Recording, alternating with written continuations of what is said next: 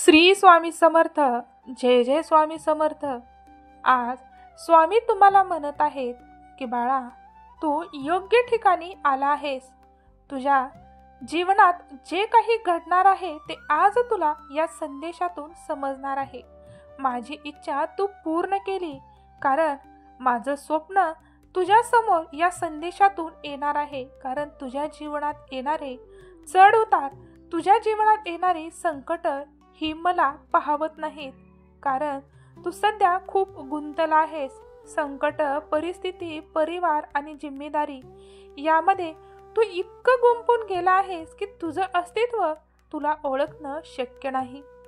पण बाळा, माझ्यावर विश्वास असेल तर होय स्वामी, तुमच्यावर पूर्ण विश्वास आहे अशी कमेंट करा. तुमच्या डोक्यात स्वामी प्रती असणारा प्रकाश आणखी लख होईल आणि तुमच्या जीवनामध्ये या देवाचं अस्तित्व आणखी वाढेल. तुमची प्रगती आणि तुमची परिस्थिती या दोन्हीमध्ये तुम्हाला यश मिळेल. स्वामी म्हणतात की बाळा, तू आहेस कोण? तुझं अस्तित्व कोण आहे?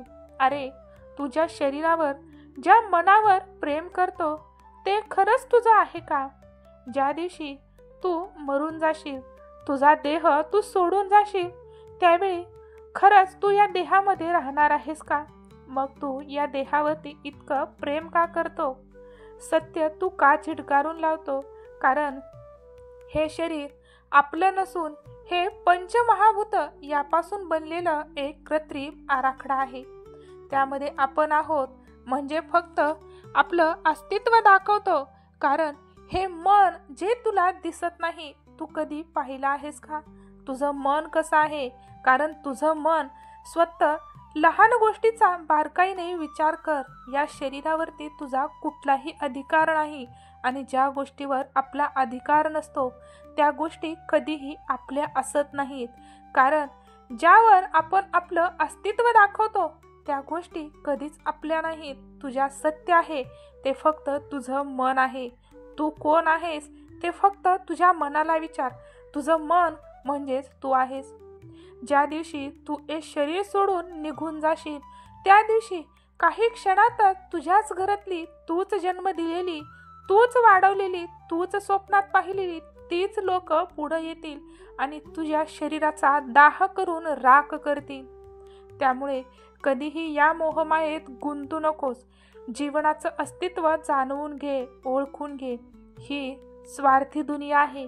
या ठिकाणी तू कधीही कोणाबद्दल मनामध्ये ईर्ष्या ठेवू नकोस. तुला वाटत असेल की एखादा व्यक्ती खूप श्रीमंत झाला, त्याने खूप प्रतिष्ठा मिळवली, त्याच्याकडे खूप पैसा आहे, तो खूप श्रीमंत आहे, परंतु तुझ्या शरीराला त्याच्याशी काहीही देणं घेणं नाही. ज्या दिवशी तुझ्या या शरीराला त्रास होतो त्या शरीराचा त्रास फक्त या शरीराला नाही तर तुझ्या मनाला होतो. त्रास कधीही तू पाहत असलेल्या चमड्याला, या पंचमहाभूताच्या आकृतीला होत नाही. त्रास होतो तो तुझ्या मनाला. रोग लागलेला असतो तो तुझ्या मनाला लागलेला असतो. कारण शरीर आपलं नाही, हे देवानं दिलेली एक देणगी आहे, हे विसरू नको. तुझ्या जीवनाचा तुला उद्धार करायचा आहे तर या देहापासून तुला मुक्त व्हावं लागेल. मुक्त होणार तर फक्त तुला करण्यासाठी लागेल ते तुझं नामस्मरण, सत्कर्म. कारण सध्याचा गुरु प्रेमानंद बाबा सांगून गेले, सांगत आहेत आणि सांगत राहतील. कारण तो एक कृष्ण अवतार आज पृथ्वी तलावर तुझ्या माझ्या भटकलेल्या जीवासाठी आज इथे आलेले नाहीत, तर ते या पूर्ण पृथ्वीचा उद्धार करण्यासाठी आहेत. ते सुद्धा एक देवाचं अस्तित्व आणि तुमच्यासमोर आलेला एक असा क्षण आहे जो कधीही तुम्ही अनुभवू शकत नाही. परंतु तुम्हाला अनुभवायचा असेल तर फक्त तुम्हाला या मोहमायेपासून, या आपल्या आणि तुमच्या मुक्तीपासून दूर राहायला हवं. माझं तुझं या गोष्टी सोडून दे. जीवनाचा उद्धार कर. जीवनाचा उद्धार एका क्षणी होणार.